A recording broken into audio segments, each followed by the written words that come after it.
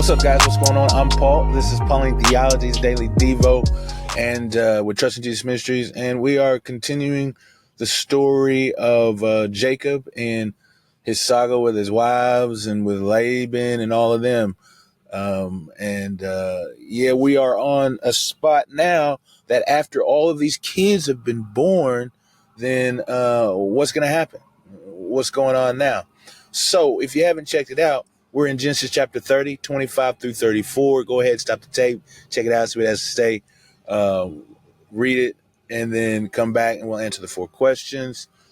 And if you've already done that, then we're going to go ahead and jump in, man, and see what's taking place.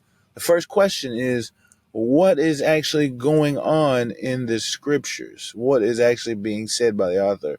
What is the message he's trying to convey? And so, what's going on? Well, we see that it says after Rachel had her last child, Joseph, then it said that Jacob is like, man, it's time to go. And so he talks to Laban. He's like, hey, man, let me go. He's like, give me my wives and my children and stuff. He's like, and I've served you all this time. So I'm ready to take off, man. I'm ready to check out, man. I'm ready to leave the hotel, go back to the land of my father, man. And then Laban's like, well, what can I give you? Because I have divined that God has blessed me because of you. It says that Yahweh has blessed me because of you. So he's like, man, what can I give you, man? And he's like, don't give me anything. Matter of fact, he's like, you've seen that I've served you and that I have did all these things for you for this long, man. He's like, don't worry about anything. He's like, I've took care of your stuff and I've been A1 with you from the very beginning.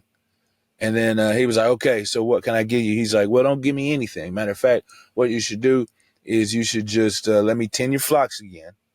Okay. He's like, I've been shepherding over your flocks. Let me do that again. But I just want all of the speckled, the spotted, and the striped ones. Like the ones that were one way, the good ones you have, those are yours. But all of the bad ones, let me keep. The ones that are rare, that don't happen very often. You know what I mean? The little, the 2%ers, the 1%ers. It was like, let me get those. And that will be for me.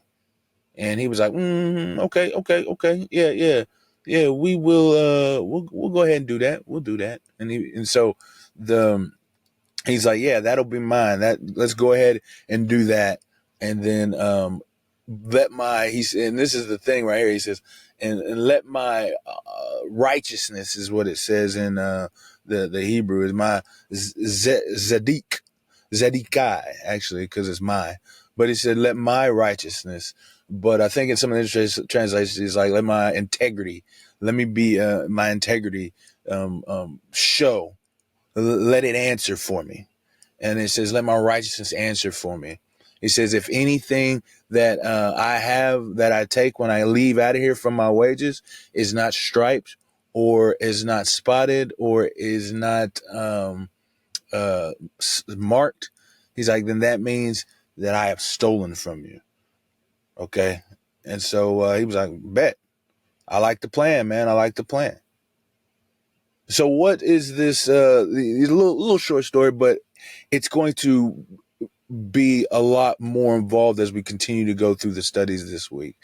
But so what is this saying about God? I think it continues to show the faithfulness of God in keeping his promises, okay? Because first off, he made the promise to Abraham and he said, those who bless you or bless your seed will be blessed. And so because of Laban has been being good to Jacob, though he's a servant and is in service of him, which is a high motivator for him being a blessing to Jacob.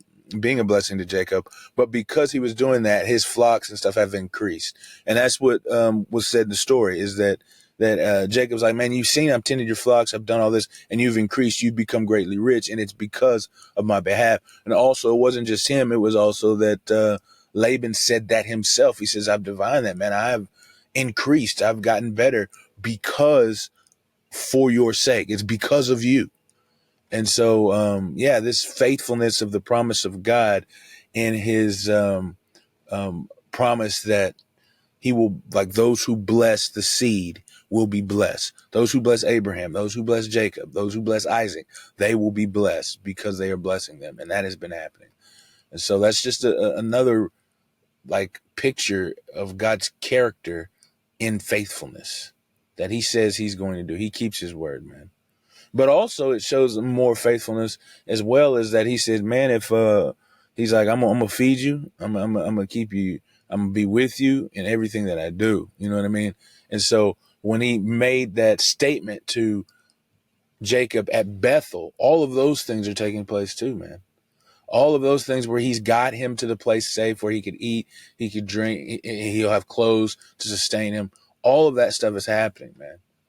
He's found his wife, he's had his children. So he is being blessed, and God is showing his faithfulness in his relationship to say that he will be with him. Because when God is with you, bro, he is with you. Well, what's the saying about man is the second question. And so I think that our lives should be shaped in trusting Jesus. And a couple of episodes ago, I believe that we talked about how we should test God, you know. And I know that's a scary word to say those things, man. But what God has spoken to us, allow him to do it. Allow him to prove himself in it. Give him the leeway and the reign to do those things. And that's what Jacob did by trusting him. And so I think that our lives are shaped when we trust in the Lord. When that happened and he said, surely God is in this place, when Jacob had that vision of the ladder, it changed his whole life.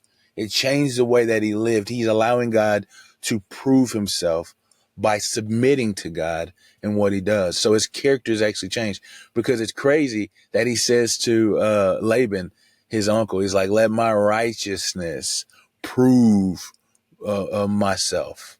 Let it speak for who I am. That's a character change, because Jacob, whose name is deceiver, has deceived his own father, his own brother, and now because of that incident, that time that he's that theophany is what they call those, when he speaks with God, he sees God. When that happens, his life has changed, and so, man, let our lives be shaped by that change. I think that's so important for us to do, is to let our lives be shaped by our encounter with God.